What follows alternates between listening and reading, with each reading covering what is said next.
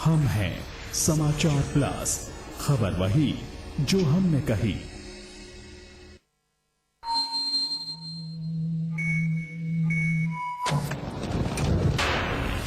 पत्रकारिता के हर फन का उस्ताद जो खबरों में भर देता है फौलाद, सच की वकालत करने वाला एक नौजवान जो बंद कर देता है हर झूठ की जुबान।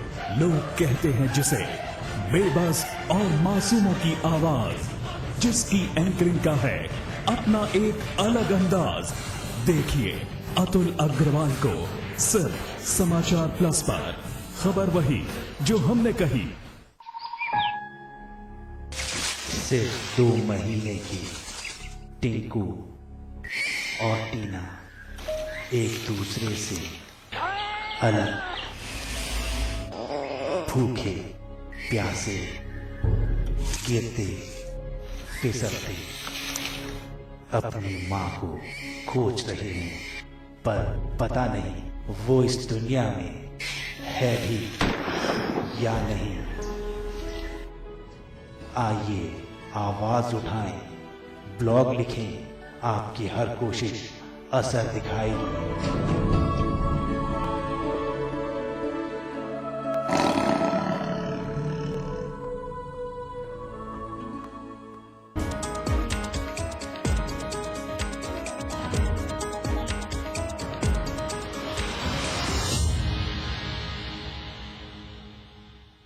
तमिलनाडु में फिल्म विश्व रूपम पर पाबंदी को लेकर जो विवाद उठा, उसके बाद जयललिता ने सफाई दी। जयललिता ने कहा कि कानून व्यवस्था को बनाए रखने के लिए मेरा फैसला सही था।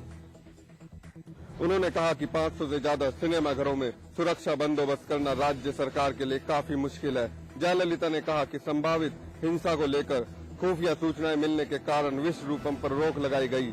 जयललिता ने सफाई दी कि यह बैन किसी व्यक्तिगत या राजनीतिक मंशा से नहीं लगाया गया। कमल हसन ने हम पर मनगढ़ंत आरोप लगाए हैं, हमारी उनसे कोई निजी दुश्मनी नहीं है। Now, there have also been various comments made that it is the duty of the state government to maintain law and order. Most people do not seem to understand what exactly is involved in maintaining law and order. And most people, especially those who air their comments very frequently over television channels, seem to be totally unaware of the sheer logistics of administration, maintenance of law and order. Jayalalithaa ने कहा कि मुस्लिम संगठन और कमल हसन आम सहमति से कोई समझौता करते हैं तो सरकार फिल्म पर से रोक हटा देगी। प्रसिद्ध फिल्म अभिनेता कमल हसन की निर्मित फिल्म विश्व रूपम पर बखेड़ा जारी है। तमिलनाडु के बाद इस फिल्म को लेकर शुरू हुए विवाद की आंच उत्तर प्रदेश भी आ पहुंची है। उत्तर प्रदेश सरकार के कैबिनेट मंत्री और समाजवादी पार्टी के राष्ट्रीय महासचिव राम आश्रय कुशवाहा ने कहा है कि अगर फिल्म में विवादास्पद सीन हुए तो इसको यूपी में बैन किया जा सकता है। राम आश्रय कुशवाहा ने कहा है कि उत्तर प्रदेश में क्योंकि समाजवादी पार्टी की सरकार है और कानून व्यवस्था ठीक बनाए रखना उसकी जिम्मेदारी है, लिहाजा हमारे अधिकारी पहले उस फिल्म को देखेंगे और यदि यह महसूस किया गया कि उस फिल्म से किसी की भावनाओं को ठेस नहीं लगेगी तभी उसके प्रदर्शन की इजाजत दी जाएगी। अगर नहीं तो कानून व्यवस्था ठीक रखने के लिए फिल्म के प्रदर्शन पर रोक भी लगाई जाएगी। देखिए, निश्चित रूप से जैसा कि वो हाई कोर्ट में जाकर के अपनी फिल्म को पास करा लिया है, कल ही की बात है कमल हसन जी ने, तो उत्तर प्रदेश में जब तक हमारा संचार विभाग और ये सब हम लोग देख नहीं लेंगे, अधिकारी देख नहीं लेंगे, तब तक उत्तर प्रदेश में हम उसको चलने नहीं देंगे। वाकई ये चरित्र का हनन करती है तो उत्तर प्रदेश में वो फिल्म नहीं चलेगी। जहां रामाश्रय कुशवाहा ने विश्व रूपम पर बैन करने की बात कही है, वहीं इसके उलट मुख्यमंत्री अखिलेश यादव ने कहा कि पहले इस फिल्म को देखा जाएगा और उसके बाद ही कोई निर्णय लिया जाएगा। तमिलनाडु के बाद जिस तरह यूपी की सियासत भी विश्व रूपम को लेकर गर्मा गई है, उससे एक बात तो जाहिर है कि तमिलनाडु हो या उत्तर प्रदेश, राजनीतिक दलों को फिल्म के विरोध की आड़ में अल्पसंख्यक मतों की चिंता भी सता रही है। आम आदमी पार्टी नेता अरविंद केजरीवाल ने लोकपाल बिल को लेकर यूपीए सरकार पर देश की जनता को धोखा देने के आरोप लगाए हैं। केजरीवाल ने कहा है कि सरकार एक कमजोर बिल को मंजूरी देकर देश की जनता को बेवकूफ बना रही है। गौरतलब है कि लोकपाल बिल के नए ड्राफ्ट को कैबिनेट में मंजूरी मिल गई है। गुरुवार को हुई कैबिनेट बैठक में बिल पर किए गए संशोधन को मंजूरी दे दी गई। अब इस बहुप्रतीक्षित बिल को संसद के आगामी बजट सत्र में राज्यसभा में पेश किया जाएगा। वहीं सभी राजनीतिक पार्टियों पर वादे से मुकरने का आरोप लगाते हुए केजरीवाल ने कहा कि अगस्त 2011 में संसद ने देश को जो वादा किया था उसके बारे में लोकपाल बिल में कोई चर्चा नहीं है। इस बिल में सिटीजन चार्टर, राज्यों में लोकायुक्त की नियुक्ति और पूरी नौकरशाही को लोकपाल के दायरे में लाने के बारे में कुछ नहीं कहा गया है। लोकपाल बिल लेके आए हैं, ये भ्रष्टाचार दूर करने के लिए नहीं कहा जा रहा है। सरकार की पीआर मशीनरी कह रही है भ्रष्टाचार दूर, भ्रष्टाचार दूर। भ्रष्टाचारियों को संरक्षण देने के लिए, प्रोटेक्शन देने के लिए बहुत ही सख्त मजबूत अब ढांचा बना दिया गया है। बीएसपी सुप्रीमो मायावती के भाई आनंद कुमार के कारोबार को लेकर एक अंग्रेजी अखबार ने बड़ा खुलासा किया है। अखबार के मुताबिक आनंद कुमार के रियल एस्टेट के कारोबारियों से रिश्ते हैं। इन सभी के यूपी में प्रोजेक्ट चल रहे हैं। इनमें डीएलएफ, यूनिटेक और जेपी ग्रुप जैसे नाम शामिल हैं। इन कंपनियों ने कार्नोएस्टी नाम की एक कंपनी में निवेश किया, जिसमें डीएलएफ ने 6 करोड़ और यूनिटेक ने 335 करोड़ रुपए लगाए। कार्नोएस्टी 2006 में बनी 14 कंपनियों का समूह है, जिसमें ये पैसे 2010 और 2012 के बीच लगाए गए। इन सभी कंपनियों के बीच में 2 शख्स महत्वपूर्ण कड़ी के रूप में सामने आए, जिनमें दीपक बंसल और शुभेंदु तिवारी हैं। ये दोनों आनंद की कंपनियों के निर्देशक हैं। हालांकि कार्नोएस्टी ने इस पूरे मामले में सफाई देते हुए कहा है कि उसके आनंद कुमार और सतीश चंद्र मिश्रा से कोई रिश्ते नहीं। साथ ही कंपनी के एचडीएस ग्रुप से भी किसी तरह के रिश्ते से इनकार किया है। बिना सत्ता के उपयोग के इस तरह की संपत्ति कभी किसी के पास नहीं आ सकती। सेंट्रल मेरी मांग है कि सेंट्रल गवर्नमेंट इस पर, और सेंट्रल गवर्नमेंट का वित्त मंत्रालय, खास तौर से एनफोर्समेंट डायरेक्टरेट जो ईडी के नाम से जाना जाता है, वो इसका संज्ञान ले, इसकी जांच करे।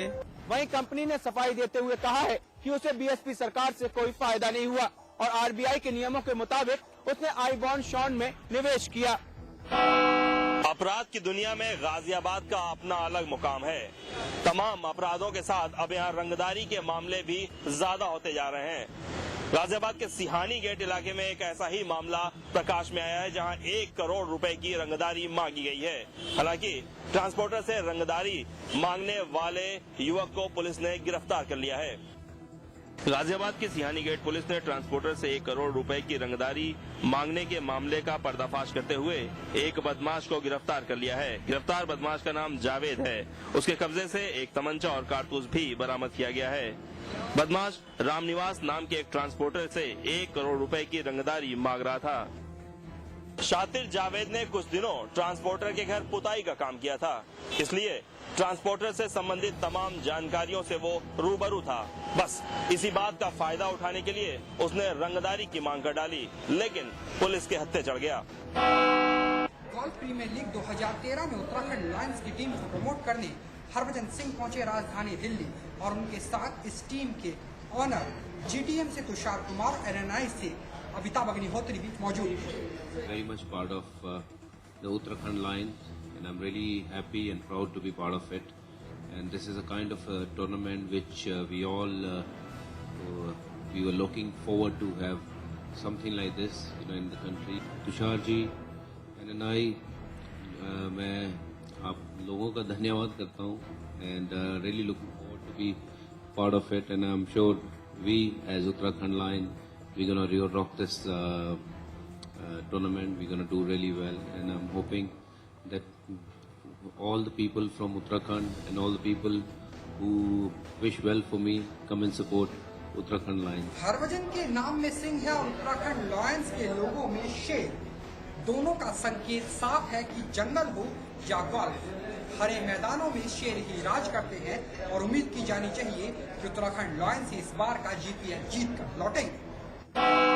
इलाहाबाद के महाकुंभ में असली नकली शंकराचार्यों का विवाद थमने का नाम नहीं ले रहा। एक बार फिर स्वामी नरेंद्र महाराज सरस्वती ने विवाद को हवा देते हुए शंकराचार्य स्वरूपानंद को शास्त्रार्थ करने की चुनौती दी है। असली और नकली शंकराचार्यों के मुद्दे को लेकर इलाहाबाद के कुंभ मेले में छिड़ गई है महाभारत। द्वारिकापीठ के शंकराचार्य स्वामी स्वरूपानंद सरस्वती ने फर्जी शंकराचार्यों के खिलाफ हरिद्वार कुंभ मेले की तर्ज पर मुहिम छेड़ने की बात कही तो अब दूसरे मठाधीश उनकी पदवी और काबिलियत पर सवाल उठाने लगे हैं। खुद को काशी सुमेर पीठ का शंकराचार्य बताने वाले बनारस के संत स्वामी नरेंद्रानंद सरस्वती ने तो शंकराचार्य स्वरूपानंद को शास्त्रार्थ करने और हारने वाले को समाधि लेने की चुनौती दी है। इनका दावा है कि आदि शंकराचार्य ने 4 नहीं बल्कि 7 पीठों की स्थापना की थी और धर्म शास्त्रों के जरिए वो इसका सबूत भी पेश कर सकते हैं। शास्त्रार्थ के लिए उन्होंने 8 फरवरी की तारीख का ऐलान भी कर दिया है। गौरतलब है कि द्वारकापीठ के शंकराचार्य स्वामी स्वरूपानंद सरस्वती ने चतुष्पद के मुद्दे पर अपनी नाराजगी खत्म कर इलाहाबाद वापस लौटते ही फर्जी शंकराचार्यों के खिलाफ 1 फरवरी से मुहिम छेड़ने की बात कही थी। तो शंकराचार्य का पद योग्यता का है, ना कि आरक्षण का है। और स्वरूपानंद जी महाराज की तो हिस्ट्री रही जो ना असली है ना नकली, एक तरह से फसली है। बहरहाल स्वामी नरेंद्रानंद सरस्वती जी ने 8 फरवरी तारीख तय की है। अब देखना दिलचस्प होगा कि 8 फरवरी को शास्त्रार्थ के लिए क्या शंकराचार्य स्वरूपानंद सरस्वती जी तैयार होते हैं। अंबेडकर नगर में आज एक प्रधानाचार्य की दिन दहाड़े गोली मारकर हत्या कर दी गई, जिससे पूरे क्षेत्र में दहशत फैल गई। बदमाश फरार हो चुके हैं। आक्रोशित छात्रों ने फैजाबाद आजमगढ़ राष्ट्रीय राजमार्ग को जाम कर दिया और पूरे जिले में जमकर तोड़फोड़ की, जिसके बाद पुलिस को जमकर लाठी भाजना पड़ा और पुलिस को पूरे मामले को शांत कराने में कई घंटे बीत गए। इलाहाबाद में लगे कुंभ मेले में आस्था के कई रंग देखने को मिल रहे हैं। इसी आस्था के रंग में दिखा एक ऐसा फल जो लोगों के लिए चर्चा का विषय बना हुआ है। यह फल कोई आम फल नहीं बल्कि भगवान राम का नाम का फल है। इलाहाबाद में लगे आस्था के महाकुंभ में एक फल लोगों के चर्चा का विषय बना हुआ है। यह फल कोई आम फल नहीं बल्कि भगवान श्री राम के नाम का फल है। कहते हैं भगवान जब 14 वर्ष वनवास के लिए गए थे, उन्होंने इसी फल को खाकर अपनी भूख शांत की थी। यह फल जहाँ जहाँ कुंभ लगता है केवल वहीं पे खास देखने को मिलता है। ऐसे में आने वाले कल्पवासी इस फल को खाने के बाद कहते हैं कि भगवान श्री राम को आशीर्वाद हमें प्राप्त होता है। कहते हैं कुंभ मेले में आने के बाद अगर राम नाम फल का प्रसाद नहीं ग्रहण किया तो मोक्ष की प्राप्ति नहीं होती है।